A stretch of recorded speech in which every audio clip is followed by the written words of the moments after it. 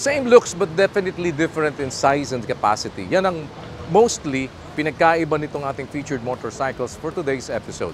Known for relaxed riding positions and easy-to-ride torque that every cruiser rider loves. Yan po ang 2023 Honda Rebel 1.1 at Rebel 500. Abangan po natin dito sa Manibela.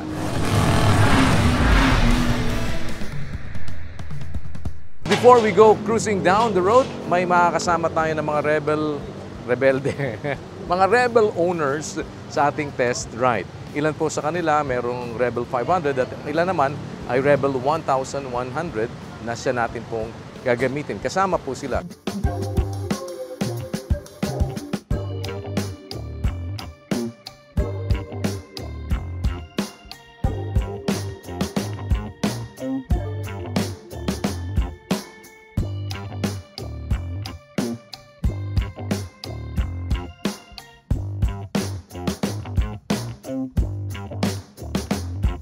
Okay, ito si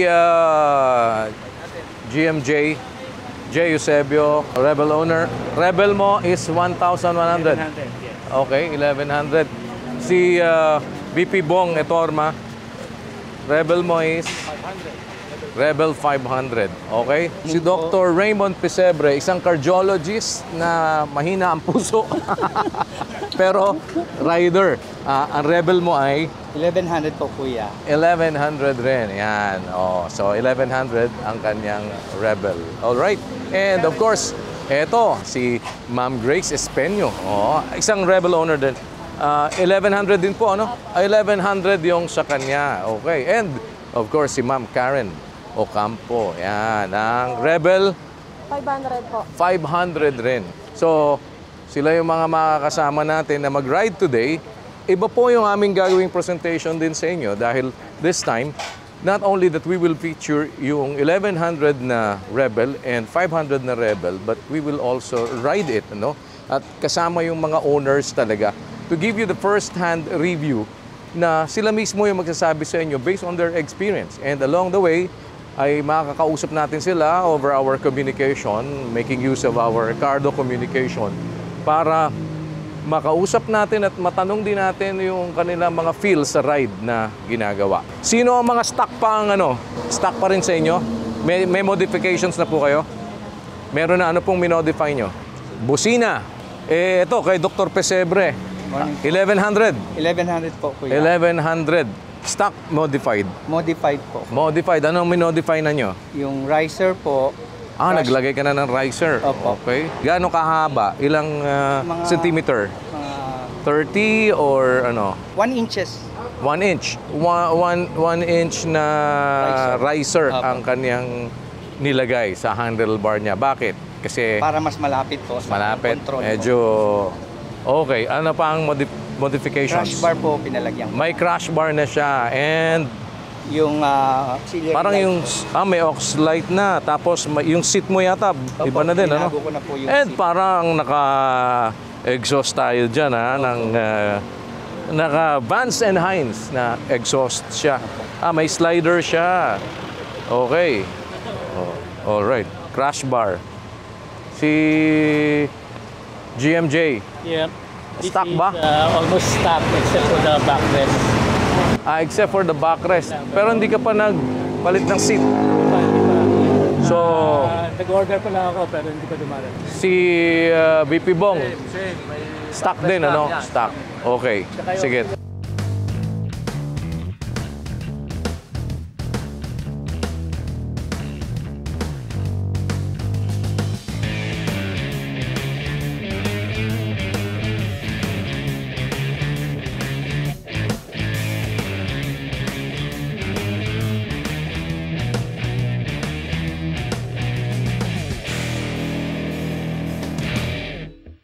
Tanungin muna natin yung mga girls, ladies first. Ma'am Grace, bakit Rebel ang inyong napili na i-ride? Kasi po kuya, city na po siya, dali i-drive.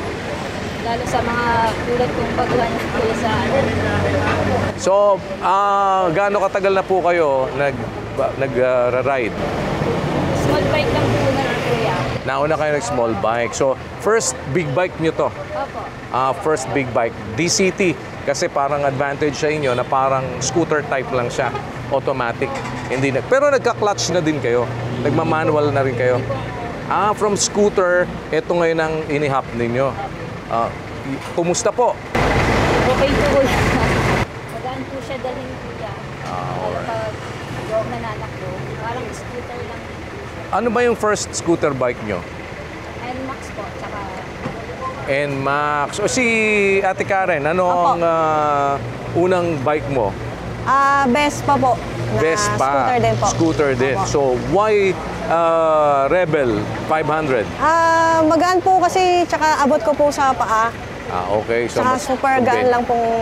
So, magaang. So far, sa experience ninyo, hindi kayo nagsisi na nag-Rebel kayo? Hindi naman po. Sa Kayang-kaya. hanggang mga 2 hours na drive, kaya po. So, longest ride ninyong dalawa? Sa ako po siguro mga 2 hanggang 2.5 po. Ganun 2.5 sa- hours. Kayo po? ganun lang din po. Mga 2.5 hours yung pinaka-ride na ninyo. Eto naman, matagal na nagmumotor si VP Bong. So, ang Rebel mo is Rebel 500. How long have you been using that? Mga more than a year. More than a year. Pero dating nagbi-big bike ka, ano yung big bike mo na una? Yamaha XJ750 kuya. Oh, yun yung gamit mo. Eh ngayon, bigla ka nag-Rebel. How was it? Una, yung kilala naman yung Rebel dahil sa low seat niya, no? Baba, so medyo komportable ko. Medyo relax at parang kaya-kaya. Dahil medyo mababa siya. Oo. Kaya lang, pagkasabayan mo yung mga mas matataas, mas malalaking engine. Oo. Medyo talagang nanggigigil yung engine natin dahil 500 lang siya. Si GMJ came from 500, lumipat siya ng 1100. So, bakit? Ba't ka biglang lumipat ng 1100? Katulad ng binanggit na ni DT po, parang kulang sa power yung 500. Okay. So when you need more power, pag umaarangkada na, parang pitin yung 500. But initially, I was hesitant Oo. na mag-upgrade to 1100. Kasi ang una ko talagang naging big bike ay yung 500. I was comfortable with the 500. Kaya lang nung na-introduce yung 1100, mas maganda. Okay. Alright. I thought in the beginning, mas mabigat, mahirap yung maneuver. Oo. But constant use of the 1100 talagang nasasanay ka dun sa maneuverability ng 500 is pretty much the same as that of 1100.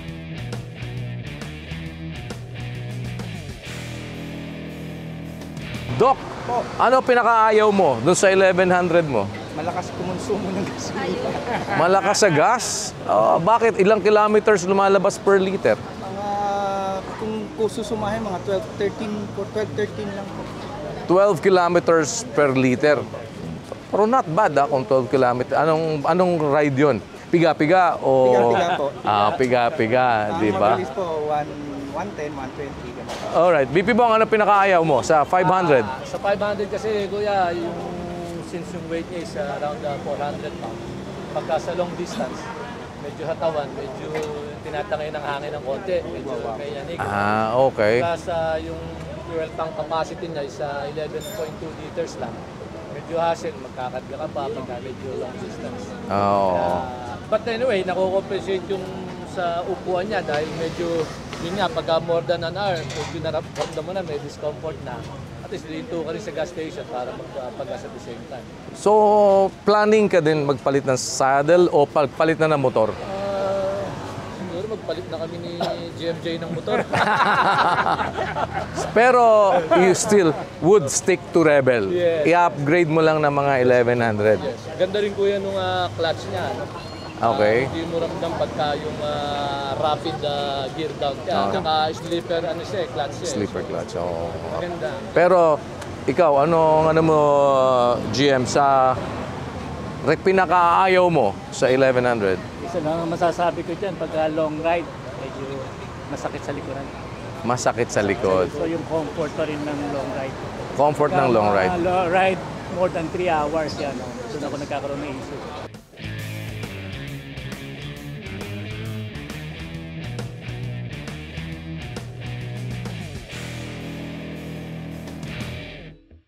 Okay.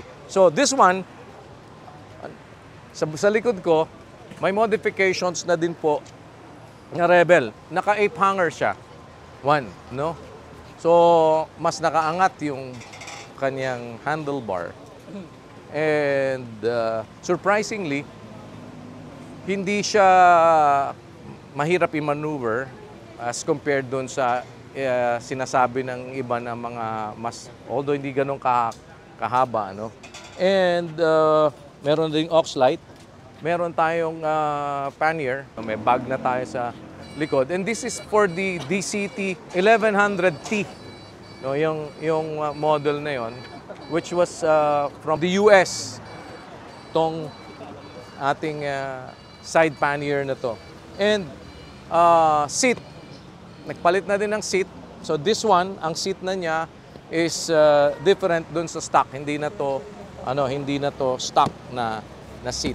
Tong ating ira-ride ngayon kasama ng ating mga co-riders. So along the road, ano pa rin tayo, no? Uusap pa rin tayo, and kasama ko sila na magbibigay sa inyo ng idea based on their experience, at yun na mismong ating ma-observe dito sa bike na to, at tatanungin na natin sila along the road. Kasi yung kanilang mga naging karanasan sa nakaraan dahil sila ang owner po ng mga Rebel na ito. These are Honda's entry-level cruisers. These are big bikes, pero huwag kayong ma-intimidate dahil this model has a bobber type design. Ibig sabihin po, mababa talaga yung seat height niya. At pwedeng-pwede talaga dun sa mga rider na naghahanap ng big bike na mababa lang po yung kanyang upuan. And of course, mas mababa yung price point niya. Kung maalala nyo rin po mga kamanibela, na-feature na natin itong Honda Rebel 1100 dito sa ating channel. Pero ngayon po, bukod sa 1100cc nila, papakita rin namin sa inyo ang smaller Rebel version. Itong ang 500cc na sasakyan ng mga kasama natin po na rider. So, i-ready na natin yung ating mga balakang. I-ready na natin yung ating mga balakang as we cruise mula dito sa Cavite hanggang sa Bataan para sa ating pong Manibela test ride. Yan. So, kukuha tayo ng isa na maglilid sa atin. Siya po yung magiging LRC. So, pag sinabi namin sa grupo na LRC, we call it the lead ride captain. Siya yung pinaka-lead rider natin. Lead rider natin siya.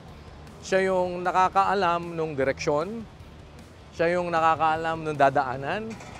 So, yun ang magiging position namin, staggered position. Papakita na lang din po namin. Minsan, this is what we do when we ride. No? This is the position that we take. Staggered position kami, and then meron kaming lead, tapos followed by the senior members, and then followed by the new members o yung mga new riders, and then we have the blocker or the sweeper, and then we have the last guy who is our tail gunner. So yun po yung aming magiging position for today's ride. Going to Bataan from Cavite.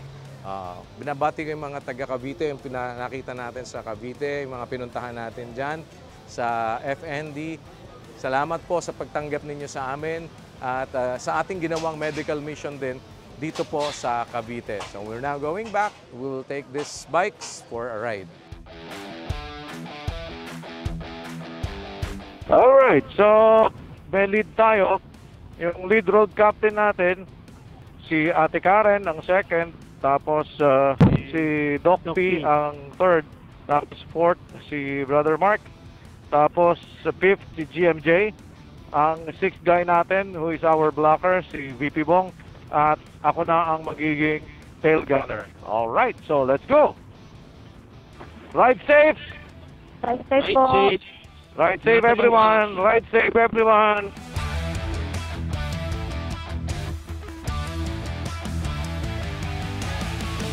Naka-full tank ba kayo lahat?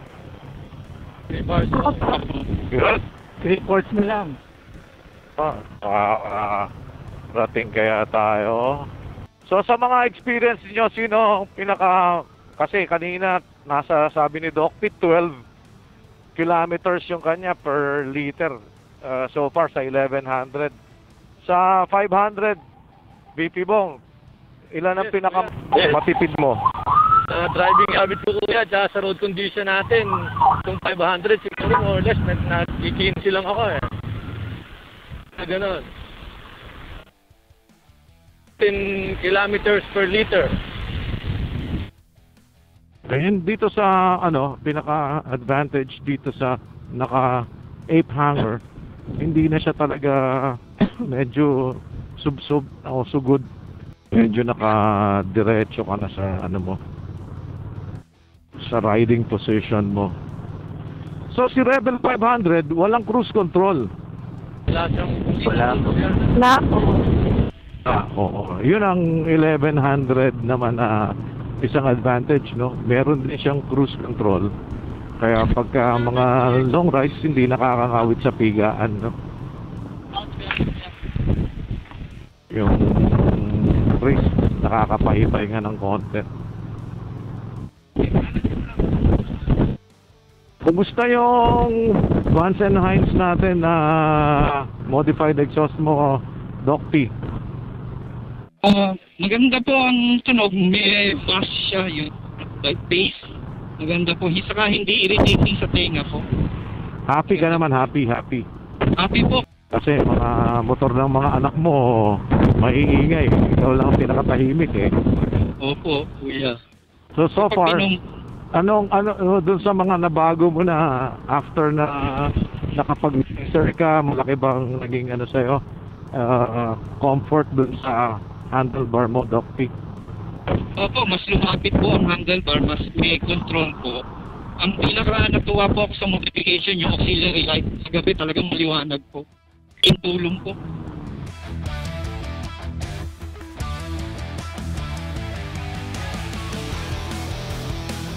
Sa Ate Karen, kumusta yung pagka medyo matuli na? Di ka naman bugbog sa hangin?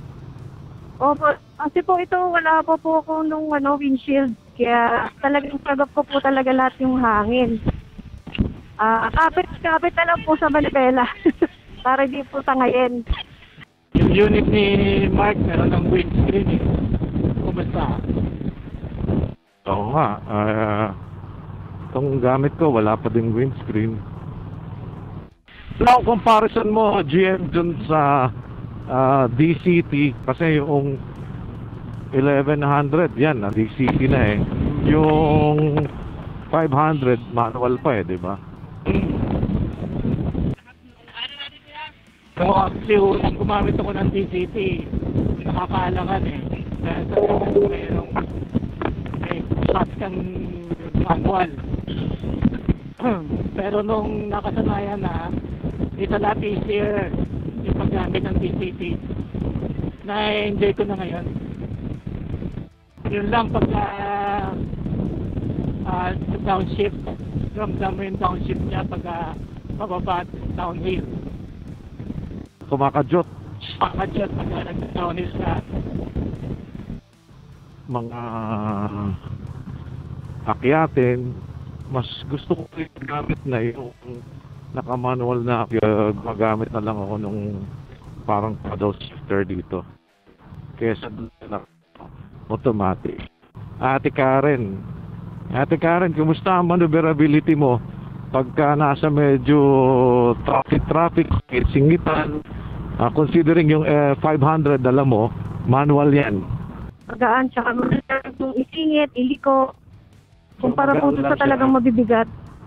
Oo. Doc P, ikaw, kumusta yung availability ng 500 sa'yo? Opo, sa akin po, yung singit sa akin mabigat po. Tapos may crash bar po ako eh. So kailangan i-extend ko po yung lulustan ko. Kasi extended po yung crash bar. Ito pala si GMJ, ikaw meron kang comparison sa singing compare 100 dyan sa 1100 manual and DCT. Kumusta sa traffic? Kasi ginagamit mo ng pang-ride yan everyday, papasok ko ng opisina. So, kumusta yung maneuverability nung 11 as compared dun sa 500? Parang sa lahat ko ng mga bagay kailangan ng kasanayan eh. Noong una parang mas mabigat, lalo na pagka-traffic. Pero pagka ginagamit mo na ng mas madalas, nagiging sanay ka na, nagiging magaan na yung even sa traffic yun. So, yung maneuverability, almost the same na pagka nakasanayan mo na siya. Yung bigat, hindi na nagmamatter pagka kahit sa traffic, nakakasabay ka na nga sa mga scooter.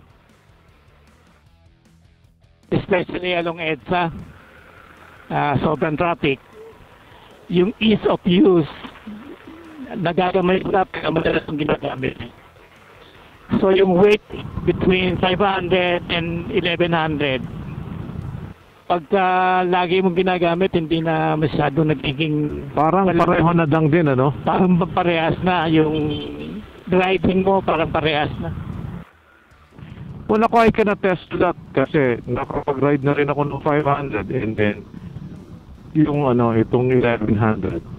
Halos pareho na lang din talaga. Pagka lalo na DCT at 1100, hindi siyang i-maneuver sa kahit traffic. And surprisingly, kahit na naka-handlebar ka ng gamit yung handlebar kaya nito, 8-hanger yung gamit na handlebar dito sa gamit ko. Still ay madali pa rin siyang i-maneuver kahit sa traffic. Kahit sa siksikan, madali pa din siyang isingit-singit.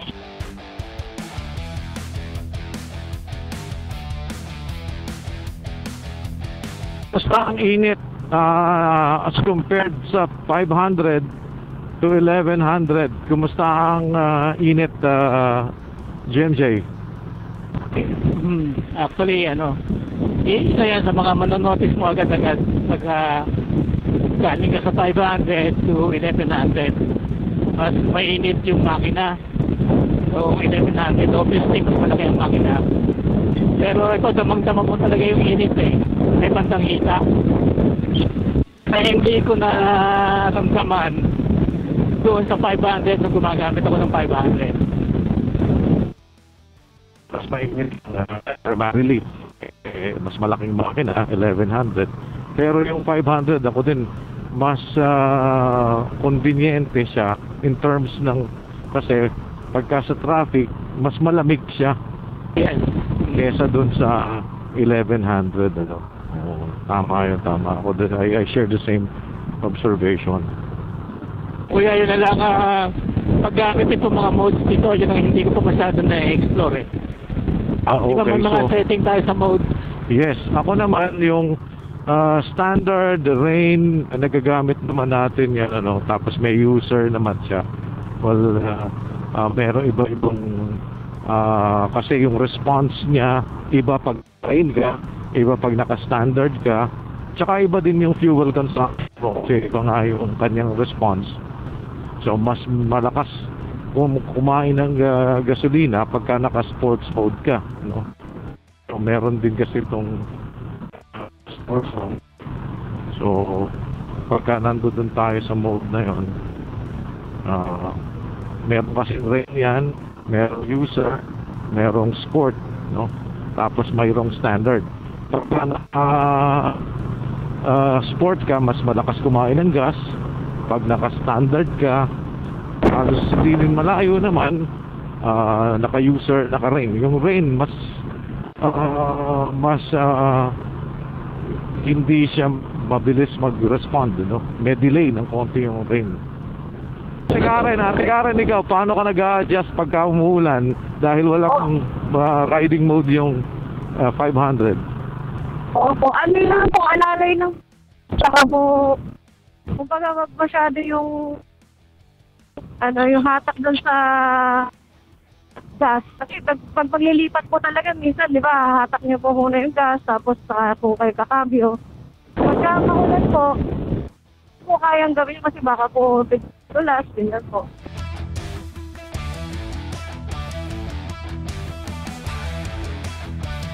Kaya nag-modify na ng seat at saka ng handlebar, nag-iiba ang comfort. Kayo po, kuya. Napapalit na ng medyo pagka nag-modify ka na kasi mas malapad yung naipalit mo, halimbawa, at saka mas makapal, mas magko-compromise ka ng konti dahil tataas ng konti dahil kumakapal ng konti yung foam. nung seat mo, and then medyo lalapad, medyo bubuka ka ng konti.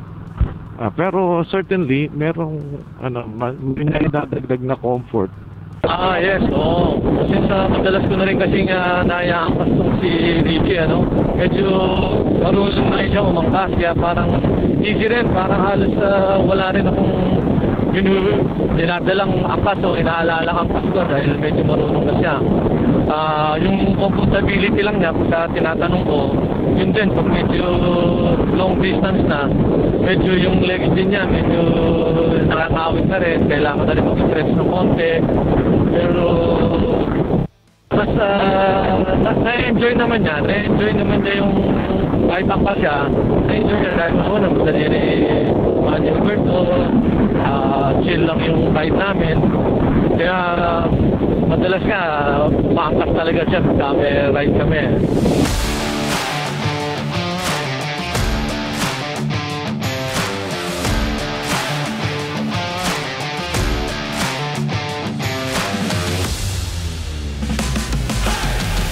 May gusto ba kayong sasakyan o motor na ipa-review sa amin? Comment down on the comment section below. At para sa mas marami pang test rides and drives, maaari kayong bumisita at mag-subscribe sa ating official YouTube channel or i-follow ang ating social media accounts. Baka doon mo na makita ang ride buddy na para sa'yo. At syempre, laging tandaan, mata sa kalsada, kamay sa manibela.